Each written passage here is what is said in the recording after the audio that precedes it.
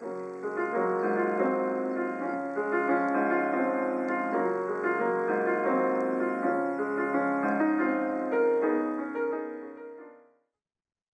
à tous et bienvenue dans cet entretien avec Philippe Viguier, auteur de S'émerveiller de l'Ascension, livre publié aux éditions Clés et disponible depuis le 8 avril sur notre boutique éditionclés.com et dans vos librairies chrétiennes. Oui, bonjour, Philippe Viguier. Je suis pasteur à Lyon depuis près de 10 ans.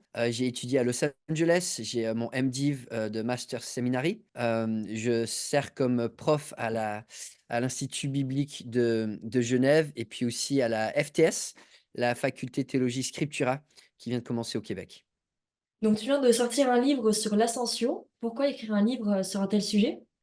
C'est vrai que c'est un sujet assez surprenant, qui a été assez négligé dans l'histoire de l'Église et la conviction m'est venue en étudiant le livre des Actes des Apôtres, en voyant comment le livre commence avec l'ascension et en posant la question: «Est-ce que c'est juste une introduction au livre, un joli miracle de plus, ou est-ce que c'est un fondement au livre?» Et plus j'ai creusé le livre, des Actes, plus j'ai vu des liens avec cette ascension où Jésus, a pris la place au-dessus de toutes les places et réclame les nations à lui, avec les liens avec la mission, avec la vie de piété des disciples par rapport à la compréhension de qui Jésus est. Et j'étais vraiment convaincu, que l'ascension avait beaucoup d'implications, autant pratiques que théologiques. Et voilà, ça m'a beaucoup motivé pour écrire un livre. Ok. Donc tu fais un panorama dans ton livre de toute la Bible, en passant par Jacob, l'ascension d'Élie, l'ascension de Christ, bien sûr. Comment est-ce que tu as abordé les recherches pour ce livre? Est-ce que tu as adopté une entrée, un point de vue précis où tu es allé dans tous les sens et tu as filtré ensuite? Mon but était vraiment de rendre concret la réalité de ce voyage que Jésus a fait, où lui rend visible presque le chemin entre la terre et le ciel. Mmh. Donc voilà, j'ai voulu retracer un petit peu les événements majeurs dans l'Ancien Testament, voilà, en préparation à l'Ascension, qui donnaient des images visibles, de ce chemin entre la terre et le ciel. Donc avec des ascensions, comme celle d'Enoch ou celle d'Élie, avec, quelques images un petit peu parlantes, bah, comme les prophéties, annonçant, voilà, l'ascension du Messie, ou avec, l'échelle de Jacob, ou encore avec, ce contraste entre la chute et l'ascension comme image contradictoire. Et comment tu as choisi de construire ton livre avec tous ces chemins donc entre la terre et le ciel? Est-ce que tu as fait un parcours, chronologique ou thématique? Alors mon but, c'était vraiment d'avoir une approche bibliologique. Mmh. Donc, au lieu de faire de la théologie systématique, en prenant les passages à l'écart, chacun isolé un petit peu, c'était plus de les remettre dans leur contexte.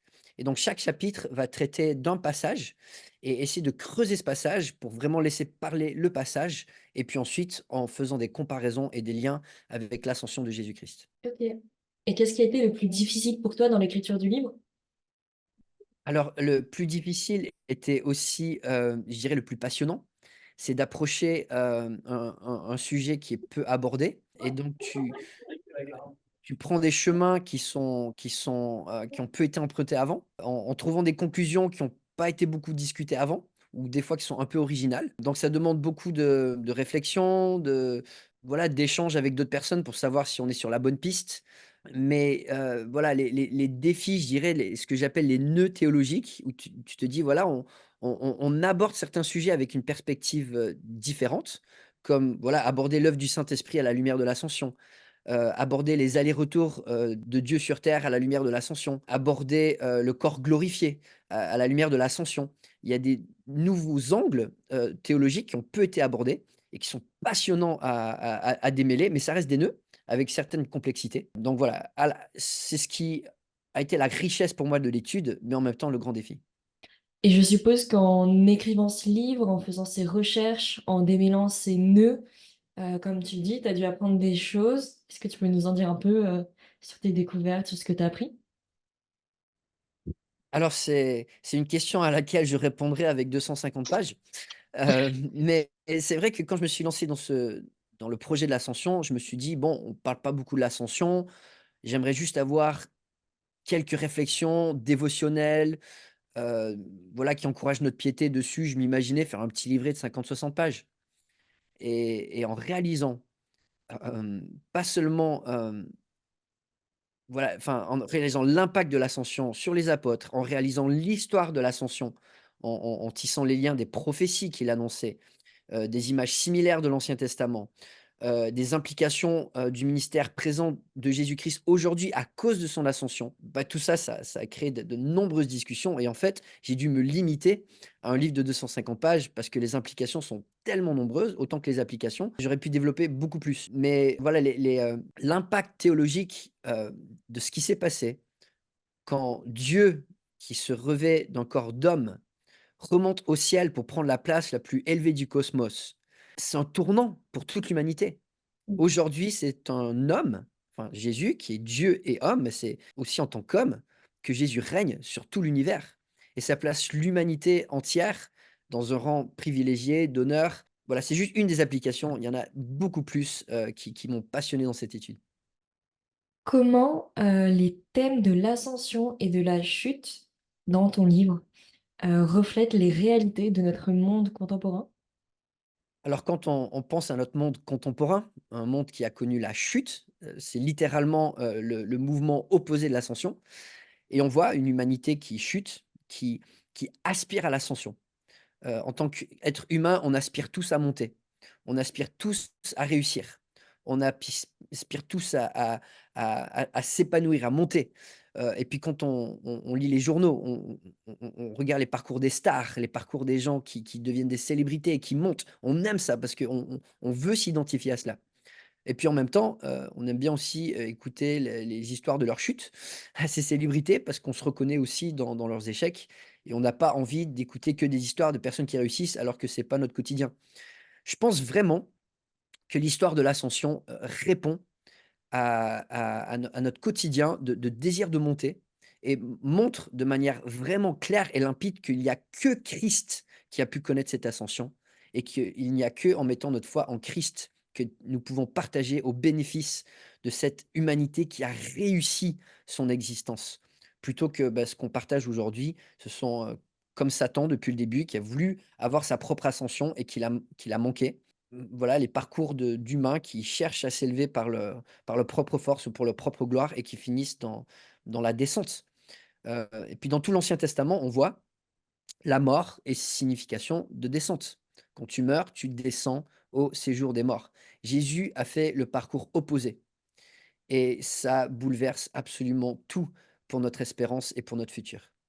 Donc tu nous as parlé plutôt, de ce que tu avais appris en écrivant ce livre. Quel rôle jouent les thèmes abordés dans ce livre, dans ta compréhension personnelle de ta foi? Certainement que dans ce que tu as appris, il y a des choses qui se sont ajoutées peut-être à cette compréhension personnelle de ta foi? Alors je dirais en effet que mon étude sur l'ascension a comme application principale c'est une nourriture pour la foi. C'est une Mmh. nourriture pour la foi parce qu'on parle d'un chemin qui est invisible entre la terre et le ciel, mais que Jésus a tracé avec, cette ascension qui a été visible et ces moments assez uniques dans la Bible où le monde invisible devient visible sont des éléments fondateurs qui permettent à notre foi d'être affirmée et pour moi, c'est vraiment ce rôle que l'ascension a joué de rendre beaucoup plus concret, beaucoup plus proche la réalité du ciel et ces bénédictions qui nous sont, données sur la terre.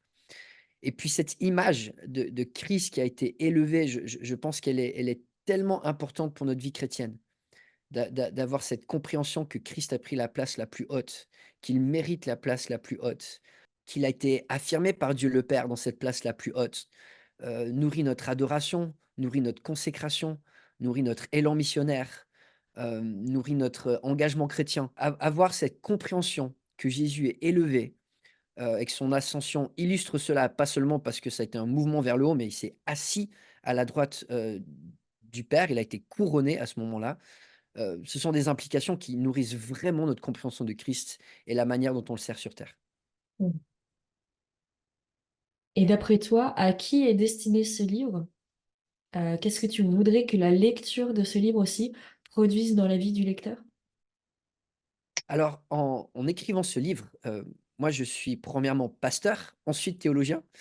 Enfin, plus voilà, par plaisir. J'aime beaucoup la théologie, j'aime beaucoup creuser. Mais ce qui me concerne, c'est comment est-ce qu'il y a une intersection avec la vie chrétienne au quotidien? En tant que pasteur, ce que j'ai envie, c'est de partager à l'assemblée des vérités qui font grandir, qui nous rapprochent de Dieu.